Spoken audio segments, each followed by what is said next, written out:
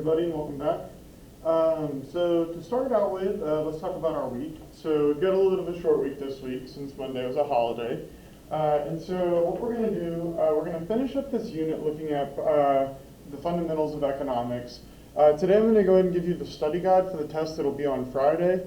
Thursday we'll do a couple different online review games to prepare for it. And then, today and Wednesday we will just kind of finish up this unit. We've got a couple activities that we're going to do to kind of look at this unit in a little bit more detail. But so to start out with, let's kind of recap a little bit over what we talked about with private property rights last week. All right, so when we're looking at private property, the key thing here is that you've got protection from the government, right? That you know that you can feel comfortable investing in this property and that nothing's going to happen to it, otherwise the government will step in and regulate it, right? So if you're looking at why people are willing to sink a lot of money into their house but not their apartment, it's because they know that whenever they go to sell that house, it's going to have a higher value because of that. If anybody tries to take that house away from them, the government will step in there and protect them. All right, the government's going to enforce contracts, right? I'm not going to spend, thousands of hours building a house for somebody and then not get paid for it. That contract is going to enforce that, make sure that I get the money, they get the house that they asked for. If something goes wrong with the house, they can sue me. And so the government's just kind of there as the intermediary in these transactions to make sure that everything goes like it said it would. All right, we've got to have some level of rule of law. This is really kind of controversial right now with what's going on with these kind of bigger protests in larger cities, right? So you've got these mostly peaceful protests, but then you've also got, a few people within these kind of protests that are, rioting, looting, things like that. And so then the question for these big cities is, what level of control should they use on these protests, right? And so if you look at what's been happening in Chicago and Portland in particular, they're having a lot of trouble finding that balance, right? Letting people peacefully protest, but at the same time making sure that laws are being met. And so yeah, that's been in the news for the past couple months and will continue to be in the news for the next couple months. So it's something to keep an eye on. And so the government needs to make sure that there isn't fraudulent activity going on, right? And so the public disclosure laws we see in a lot of different places. Like if you just look at like a bag of chips as an example here, right? There's like a dozen different things that bag of chips has to have on it. It has to have nutritional facts. It has to have a warning label that it could be a choking hazard for little kids. It has to have all the ingredients in it. That way if you're allergic to peanuts, you know that it's in there. And so they've got to have all of these different things to make sure that the consumer is aware of what they're buying. Same thing with cigarettes, right? For the longest time, there was no warning labels on cigarettes, but eventually the government decided that, all right, enough people were getting hurt by this, that the cigarette companies had to disclose the harmful effects of these. And so now all over these cigarette boxes has all the warnings of what could happen if you smoke cigarettes. Which, as you can imagine, the cigarette companies aren't happy about because that's like anti-advertisement for them. All right, and finally, the government has to resolve market failures. All right, and so a lot of people get this term mixed up. A market failure isn't when a business fails, right? If Circuit City closes down, it's not because the market failed, it's because people don't really want to go there anymore. That's the market kind of doing its thing. A market failure happens in one of two cases. A, if a free market can't produce a good, if there's just no incentive for it. Think about libraries, right? Private libraries aren't really a thing. It's not really a profitable business model. So the government has to step in there and provide those libraries for people because they still have value, even though it's not like a financial value. All right, and a market failure can also be when the government fails to regulate a market. All right, a good example of this, and it harms others. A good example to think of this is to think about the paint factory that led to the pollution of the Turtle River. The government failed to regulate this paint factory. They dumped a bunch of chemicals into the ground, and those chemicals ended up getting into the Turtle River, and it's still polluted to this day. So that would be an example of a market failure. We didn't decide to dump those chemicals. We didn't save any money from dumping those chemicals, but we're dealing with the harmful effects of it. Same thing if you think about across the street from Hercules, or what's now Pinova. If you think about the other side of Highway 17 from Hercules or Pinova, all right, there you have that big fenced-off area, that big fenced-off field. Well, that area is actually called a Superfund site, which is an area that's so polluted that it's uninhabitable. So if you were to go over that barbed wire fence into that big, beautiful field, you could get really sick or die from that. Now, here's the issue, right? That's probably some of the most valuable real estate in Brunswick. It's right on the marsh, it's at the entrance of the causeway. If that land weren't so polluted, you'd probably see a big park there, or a bunch of restaurants, or a shopping center. It's a very beautiful area, but it's so polluted that no one can use it. And so, because Hercules made that decision, or didn't, control their pollution well enough, now we're dealing with the consequences of not being able to use that land. All right, and so that would be a market failure. Two big things. A is if the government fails to regulate a market in a way where it harms others. All right, like think about cigarettes for the first 50 years of their existence. The government didn't regulate them, people started smoking, they got addicted, they caught cancer from that. That would be a market failure. The other side of things is just if the market can't produce something in a way that's profitable. All right, so think about fidget spinners, right? Technically that would be a market failure. It's just no longer profitable for businesses to produce them, so they just kind of disappear. Is that something the government needs to worry about? No, not necessarily. But for libraries, yeah, that's probably something that they should provide for the people.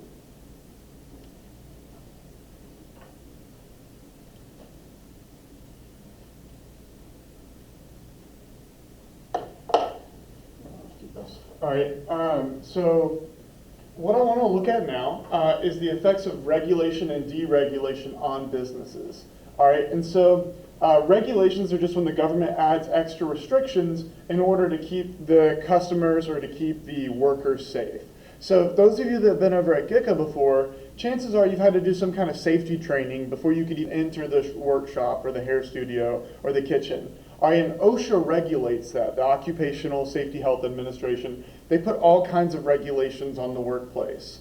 So if you think about a normal kitchen, right, there's got to be hand washing sinks. The workers have to be wearing hats or hair nets. They have to be wearing gloves. They have to cook chicken a certain way. They have to cook meat or beef a certain way. All of these are regulations put on by the government. Now the upside of this is these regulations are designed to keeping people safe. The downside, though, is that for each new regulation you meet, you've got to, it's going to harm a business in a certain way. And so a good example of this is with teachers. It's probably the state government added these new restrictions on us this year. But whenever we have these meetings every week, we've got to fill out these forms that go along with it. And from last year to this year, that form is about twice as long. And while I get why they need us to fill all these things out, that way our principal and the superintendent can see kind of what we're doing, it takes about twice as long to do it now. And so this regulation is there for a purpose, right? They're making sure that teachers are doing everything they can, especially with the distance learners, especially with the virtual learners. But the downside of that, though, is that's an extra 20 or 30 minutes that I have to be doing paperwork now that I could otherwise be planning a lesson. And so regulations, there's always going to be trade-offs. They're designed to keeping people safe, but the downside is that there's going to be a lack of efficiency there. And we'll look at a lot of different examples of government regulations and what they're designed for. All right, the opposite of that would be deregulation. All right, and you see right now that our government is in a big process of deregulation, right? They're removing health and safety standards from different businesses. They're removing pollution standards from different businesses. The idea being that by removing these regulations from businesses, it's going to let those businesses operate in a way that's more productive for them. All right, the downside, though, is that these regulations are very often there for a purpose. So if you look at, with banks as a good example, so if you look back to 2008, whenever we were in the last recession, a big cause of this recession was banks giving out what were called subprime mortgages, which are just mortgages that were less than ideal for people. All right, so a good example of this, when my wife and I went to go buy our house, we did the math and said, okay, the biggest loan that we can take out for a house would be $200,000. All right, and so if we were to buy a house any more expensive than that, we would struggle, right? There would be a chance that we couldn't make our bills every month, which we really didn't want to do. Now, when we sat down with a banker, they had offered us a loan for $270,000. So if we wouldn't have done the math ourselves and said, all right, well, let's get a $270,000 house, well, chances are that we would have run out of money or that we would have had to foreclose on the house. Now, that happened, but that happened on a huge scale with millions of people. All right, and so really, this is one of the big causes that led to that big recession. And so afterwards, the government started really heavily regulating banks, saying, all right, you've got to be really more strict on who you can give out loans to, how much money you can get out, what kind of criteria they have to meet. All right, and the banks complained that they were going to make a lot less of a profit off of that, and they did. But a couple of banks ended up closing down. And so under this, the past couple of years, they started removing some of those restrictions from the banks to try to help them stay in business. Now, the downside of that, though, is without these regulations, are we going to see that same kind of thing again? Hopefully not. Rules of the government providing public goods. So this is what we were talking about earlier. If it's not profitable for a private business to produce, like public libraries or roads, things like that, that's when the government will step in and do it for them, right? Because they see that there's public utility to having a library, they're going to provide those things. All right, and then finally, we're going to look at this a little bit more tomorrow. All right, but a big role of the government is redistribution of income, these safety net programs, right? Because the average person has a lot of difficulty saving their own money, just kind of human nature, we like to spend, maybe it's more of a cultural thing than human nature. They are here to provide these safety nets, right? As long as you work, you get taxed, all right, and those taxes are then distributed to other programs. So Social Security is for people that are disabled or for people over the age of 65. All right, and so that money then is distributed out to them as long as they live. All right, welfare is the same way, right? You pay your taxes as you work. All right, and then for people that are less fortunate, for people that lose their job, for people that become sick, then those welfare programs are there to provide some kind of safety net. That way people aren't starving to death. That way people aren't homeless. But as we can see, there's limits to these programs. We still have people that don't have enough food. We still have people that don't have jobs. All right, and so then the question's raised, what should we do about these programs to make them more effective?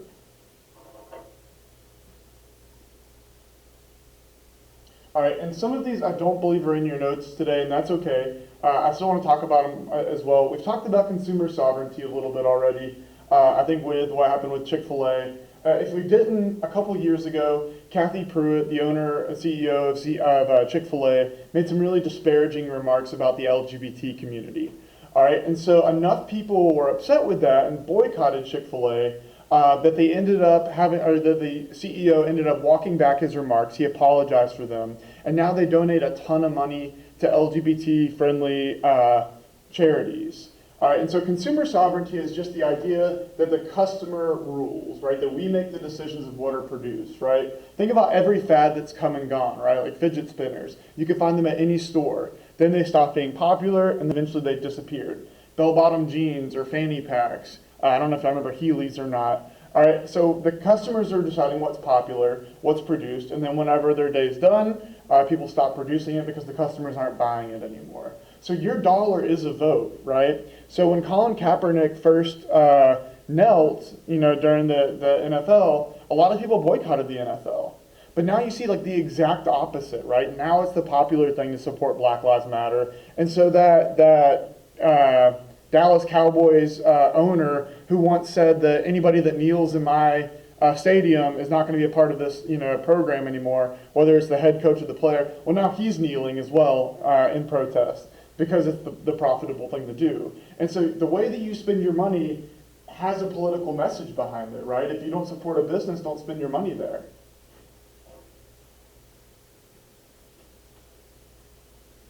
All right, and so we talk again, some of these may or may not have been in yours. We did change a lot on this last one, but that's fine. We've talked about the differences between private and public goods already, though. Private, again, owned by individuals for individuals. All right, public, owned by the government for everybody. An easy way to think about it is to think about schools, right? Brunswick High School is a public school. All right, that means that it's paid for by our taxes, and if you live within our zone, you have a legal right to attend it. A private school would be like Frederica or Brunswick Christian Academy, right? It's paid for by individuals, so the people that go there have to pay tuition, and in return it's only for specific people. You've got to pay in order to go to these schools. Does that mean that one's better than another? No. Obviously I think that Brunswick High School is better than any school in the world, but that's my own personal bias. All right, and so one of the last things I want to look at today, I think it may be the last, I'll just double check, is this term externalities. All right, the root word here is external. An externality is just a side effect that was unintended, or a side effect dealt with by somebody who didn't make a decision. Let's think about what this might mean for a second, right? If you think about why they don't allow smoking in buildings anymore, All right, it's because if I were to light up a cigarette in front of my class, which I don't smoke, but if I did, it would be my decision to do so. I'm accepting the harmful benefits to me, but everybody else in the classroom would also be dealing with those harmful benefits. So they would be facing the negative externality there, right? They would have no say in whether I smoke or not, but they would be dealing with the harmful effects of it.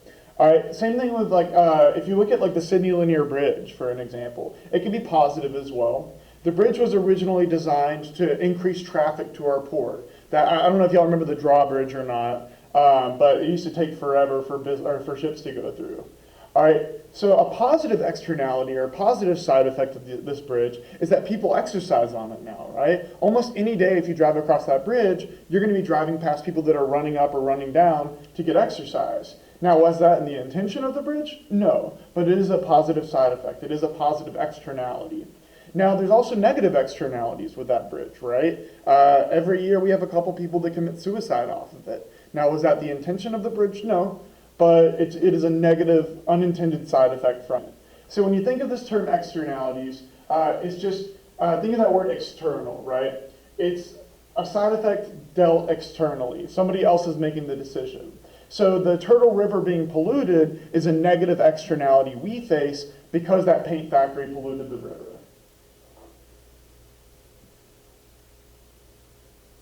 Oh yeah, sorry. The last thing I wanted to talk about was the market failures, which we mentioned a little bit already. And so again, this market failure is just two things. A, whenever the